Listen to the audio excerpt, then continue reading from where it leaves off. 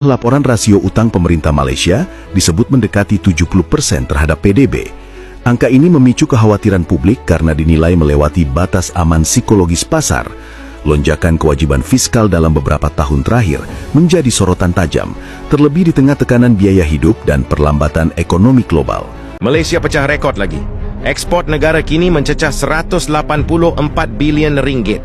Di sebalik pelbagai dakwaan kononnya ekonomi Malaysia semakin lemah, angka rasmi terus menunjukkan cerita yang berbeza. Hai, Assalamualaikum warahmatullahi wabarakatuh. Selamat berjumpa kembali dengan Rizky Channel. Sebelum video ini saya mulai, macam mana sahabat-sahabat semua? Semoga yang menonton video ini diberi kesehatan, dimurahkan rezeki, dipermudah dalam segala hal urusan oleh Tuhan Yang Maha Esa. Dahulu banyak yang mengatakan negara Malaysia mau mengalami kebangkrutan. Tapi ternyata negara Malaysia sekarang malah semakin stabil ekonomi, ringgit semakin menguat, pelabur asing banyak yang masuk, itu membuat kestabilan ekonomi negara Malaysia. Itu semua tidak lepas dari peran PMX Malaysia. Dan bagaimana kita lihat sama-sama video-video yang lampau yang mengatakan negara Malaysia mau mengalami kebangkrutan. Laporan rasio utang pemerintah Malaysia disebut mendekati 70% terhadap PDB. Angka ini memicu kekhawatiran publik karena dinilai melewati batas aman psikologis pasar. Lonjakan kewajiban fiskal dalam beberapa tahun terakhir menjadi sorotan tajam, terlebih di tengah tekanan biaya hidup dan perlambatan ekonomi global. Tak hanya utang pemerintah, beban utang isi rumah di Malaysia juga dilaporkan meningkat signifikan. Pinjaman perumahan mendominasi, sementara harga properti terus naik lebih cepat dari pertumbuhan pendapatan. Ketimpangan ini memunculkan pertanyaan besar, seberapa kuat daya tahan ekonomi domestik jika tekanan eksternal kembali datang?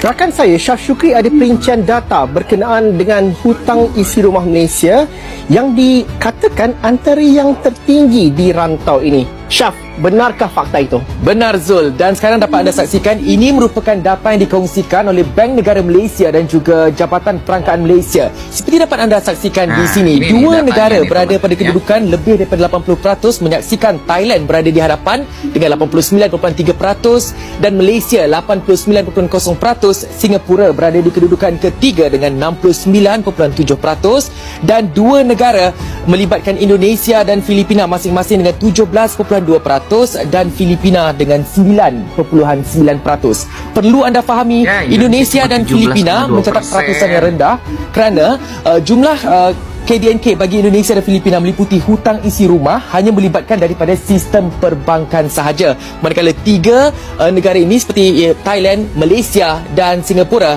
merupakan meliputi hutang isi rumah daripada bank-bank dan juga institusi keuangan bukan bank. Situasi ini kontras dengan posisi Indonesia yang menjaga rasio utang di kisaran lebih terkendali.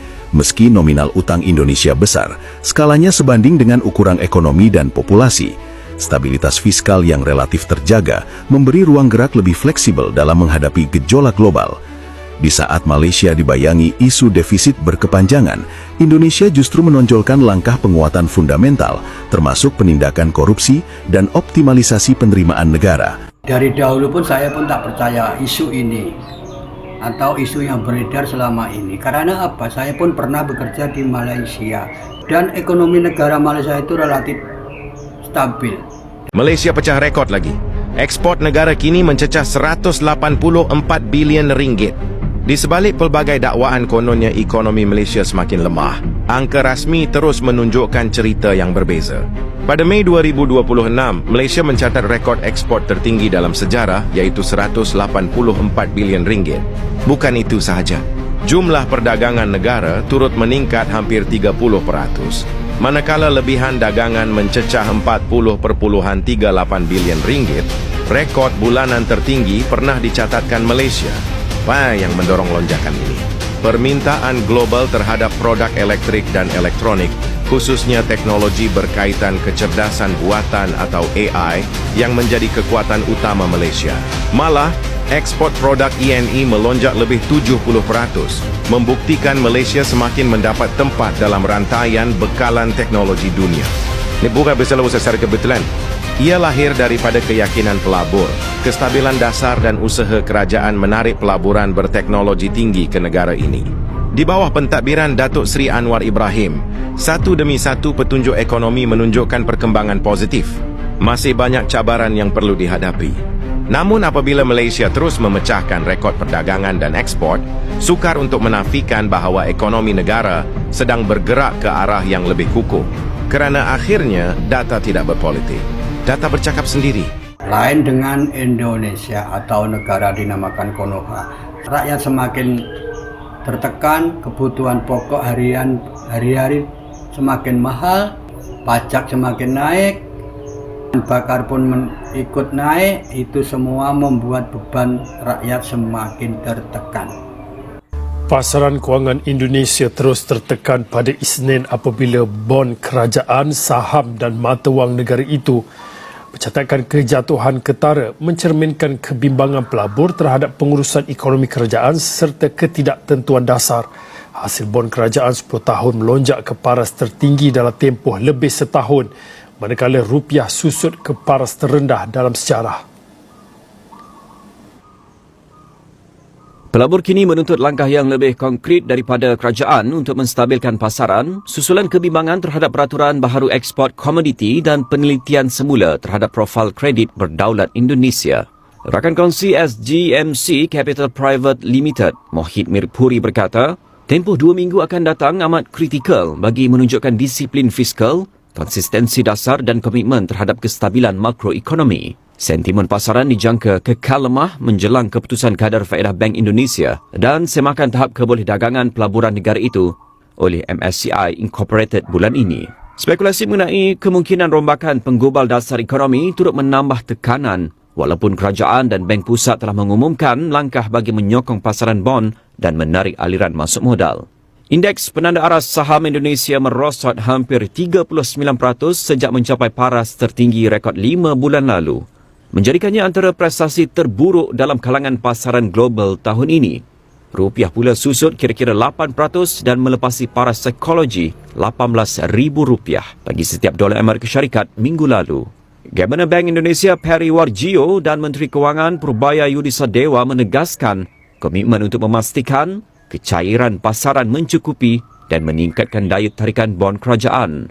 Namun, penganalisis berpendapat langkah yang diumumkan masih belum mencukupi untuk memulihkan keyakinan pelabur ketika aliran keluar modal asing mencecah 3.6 bilion dolar Amerika tahun ini dan tekanan tambahan datang daripada kenaikan harga minyak susulan perang Iran. Karena MBG ini bukan kos, ya, ini adalah investasi, ya. Nanti 10 tahun, 15 tahun, 20 tahun ke depan, ya kita akan menjadi negara besar. Coba Anda tonton baik-baik video itu dan Anda simak ya. Kepala Bapisus ya. Bapisus. Saya nggak tahu ini lembaga apa, tapi dibentuk oleh Perpres ya. Katanya sih ini menjadi mata dan telinganya Presiden. Ya. Dan dia bertugas melakukan pengawasan, mengoptimalkan program-program yang khusus. Kira-kira begitu ya. Dan kalau Anda simak video ini, dia menyebut MBG itu bukan cost tapi investasi ya, dan 10 tahun ke depan kita akan menjadi negara maju, bahkan menciptakan teknologi dan kita punya sumber daya alam yang luar biasa. Anda bisa bayangkan ini pejabat ini ngelesnya itu sampai nggak mikir gitu loh, bahwa rakyat yang nonton Anda itu banyak yang sudah pintar gitu. Kalau Anda jadi pejabat itu, cari muka itu harus terukur ya, dengan narasi yang pas. Karena rakyat sekarang ini pintar-pintar Pak. Saya mau kasih tahu Anda bahwa argumentasi Anda menyatakan MBG itu investasi itu jangan lagi diulang Pak. Ya, begini. Saya mau jelaskan begini. Anak-anak Indonesia yang hari ini menjadi juara Olimpiade, ya, mereka yang ranking punya prestasi dan segala macam itu. Begitu mereka lulus S1, S2, S3, nyari kerja susah Pak. Nggak usah bicara investasi 10-20 tahun kemudian Pak. Bicara peluang hari ini, bagaimana mereka dapat kesempatan kerja. Mereka yang sudah menjadi generasi unggul itu susah cari kerja Pak. Bapak nggak usah bicara itu Pak. Karena dengan orang tua yang terbatas saja mereka bisa melahirkan generasi unggul Pak. Anak Indonesia yang pergi sekolah tanpa sarapan itu menjadi anak pintar tuh banyak Pak. Bukan berarti Bapak kasih makan terus pintar, Pak. Saya mau kasih tahu, Bapak boleh survei deh. Pada umumnya masyarakat menengah ke bawah itu anak-anaknya pergi sekolah nggak sarapan. Itu pintar-pintar, Pak. Mereka banyak dapat ranking, Pak. Dia pintar karena apa? Dari tekanan ekonomi keluarga, dia termotivasi untuk belajar lebih serius, Pak. Jadi orang pintar itu karena belajar, Pak. Bukan karena makan. Dan ternyata bukan nyalah negara Malaysia yang ekonominya melemah atau ekonominya jatuh. Justru Indonesia lah yang ekonominya semakin jatuh. Sebab apa? Karena semua barangan naik, rakyat menderita. Pajak naik, bahan bakar pun naik, itu memicu penderitaan rakyat Indonesia. Dan apabila ada kata-kata saya yang salah, mohon dimaafkan. Sekian dulu video dari saya. Selamat berjumpa kembali di video selanjutnya. Saya Rizky Channel. Assalamualaikum warahmatullahi wabarakatuh.